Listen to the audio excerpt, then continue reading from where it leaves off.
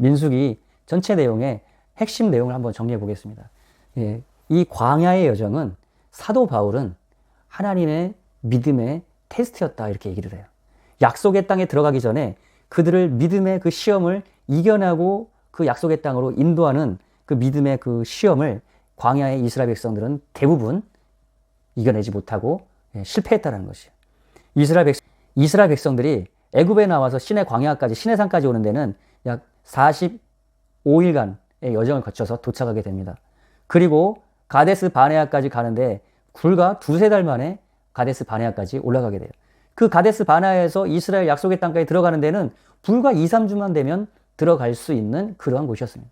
그러나 거기서 열 정탐꾼의 불신의 보고 때문에 그 약속의 땅을 향해 전진에 들어가지를 못하고 가데스 바네아에서 뒤로 돌아서서 에시온 게벨을 해서 분온 모압까지 가는데 39년여의 시간을 그냥 거기서 허비했다는 거예요. 거의 삶의 진전이 없었다는 거예요. 불과 시내산에서 가데스 바네아 저 먼 거리를 두세 달 만에 올라갔던 이스라엘 백성들.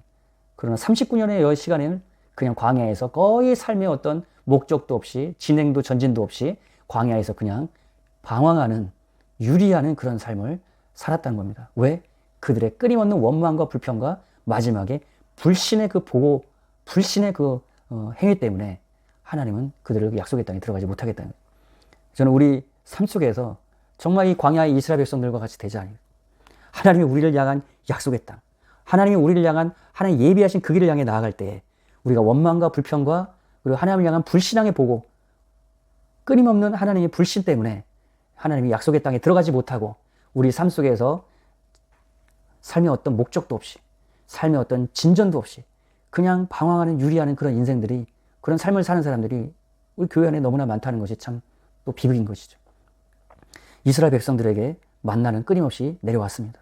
구름 기둥과 불 기둥의 인도도 계속 있었어요. 이스라엘 백성들과 항상 하나님께 공급해 주시는 물도 항상 주셨어요. 삶의 공급은 있었습니다. 그러나 그들은 하나님이 약속하신 그 하나님의 목적을 향해서는 가지 못했다는 거예요. 여러분, 이스라엘 백성들의 삶을 기억하면서요. 우리는 끊임없이 하나님을 향한 믿음을 가지고 감사하면서 하나님 주신 약속, 하나님 주신 목적을 향해서 전진하는 그런 삶을 사시기를 주님의 이름으로 축복합니다.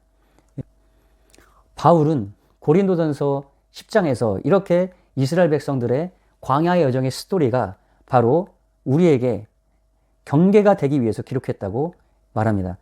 저희 다수를 하나님이 기뻐하지 아니하신 고로 저희가 광야에서 멸망을 받았느니라. 그런 일은 우리의 거울이 되어 우리로 하여금 저희가 악을 즐겨한 것 같이 즐겨하는 자가 되지 않게 하려니. 이스라엘 백성들이 홍해바다가 갈라지는 기적을 봤습니다. 홍해바다를 건너면서 주님 모세를 통해서 침례도 받았습니다. 그리고 하늘의 만나를 먹었습니다. 반석의 그 물을 마셨습니다. 하나님의 놀라운 은혜를 경험했지만 그들은 하나님 기뻐하시지 아니므로 광야에서 멸망했다는 거예요. 왜 그런가? 첫 번째, 우상 숭배입니다. 그들은 끊임없이 우상을 만들었고 금송아지를 섬겼고 또 어떤 이들은 간음하다가 하루에 23,000이 죽었고 주를 시험하는 그 시험 속에서 뱀에게 멸망하는 사람들이 있었다는 거죠. 이것이 이스라엘 백성들의 40년의 삶이었습니다. 그리고 결정적으로 하나님의 약속을 믿지 아니함으로 하나님을 시험하는 그러한 이제 행위를 통해서 애굽에서 나왔던 1세대들은 모두 다 죽고 광야에서 태어난 2세대들만 이제 약속의 땅에 들어가게 되는 그러한 비극적인 스토리가 바로 민수기의 내용이었는데 이러한 일들이 저에게 당한 이런 일이 우리에게 거울이 되고 말세를 만난 우리의 경기로 기록했다는 것이에요.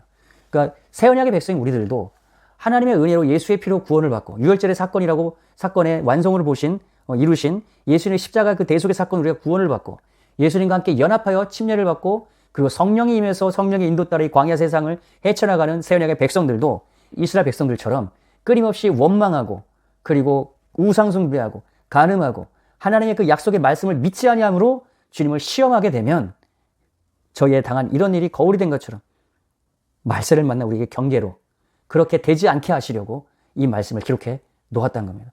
그런즉 선줄로 생각하는 자는 넘어질까 조심하라. 선줄로 구원받은 줄 알고 그리고 완전히 구원을 이루고 나는 괜찮다고 생각하는 그러한 사람들은 넘어질까, 이스라엘 백성들처럼 넘어질까 조심하라는 거예요. 깨어서 근신하라는 것입니다. 우상 숭배를, 원망과 불평을, 그리고 시험하여 하나님의 말씀을 믿지 아니하는 불신앙을 경계하라는 것이죠. 그것이 우리의 삶을 멸망의 길로 이끌 수 있다라는 것을 사도 바울은 고린도 10장에서 강조했던 것입니다.